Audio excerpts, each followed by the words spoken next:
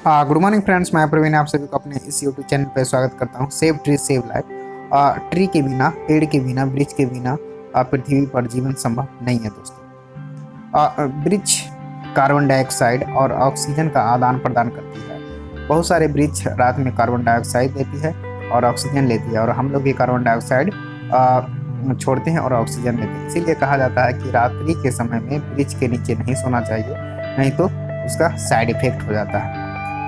इतना ही नहीं, हम सभी जानते हैं कि पर्यावरण में ऑक्सीजन की क्या महत्व है दोस्तों। बिना ऑक्सीजन का जीवन संभव नहीं की जा सकती है, जीवन संभव नहीं हो सकती है। इतना ही नहीं, वृक्ष और भी दूसरे हानिकारक गैसों को अवशोषित करती है, जिससे पर्यावरण शुद्ध रहती है और यहाँ पे जीवन यापन करने वाले जीव जंतु स्वच्छ हवा, स्वच्छ वातावरण में जीते हैं, जिससे कि उनको किसी भी प्रकार की दिक्कत, किसी भी प्रकार की बीमारियों का सामना नहीं करना पड़ता है।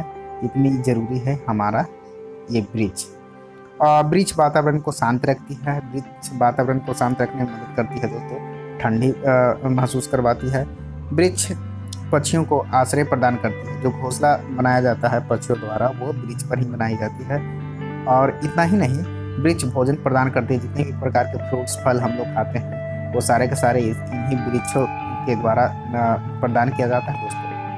इतना ही नहीं, वृक्ष पृथ्वी के तापमान को कम करती है। पृथ्वी पर जो तापमान है दोस्तों, उसको निरंतर वृक्ष के माध्यम से ही कम किया जा सकता है। इसीलिए ज़्यादा से ज़्यादा वृक्ष लगानी चाहिए। वृक्ष पर्यावरण चक्र को बनाए रखने में मदद करती है, जिससे वर्षा होने में मदद मिलती है दोस्तों। देखिए, पर्यावरण चक्र को बनाए रखना, मेंटेन रखना वृक्ष का ही काम है।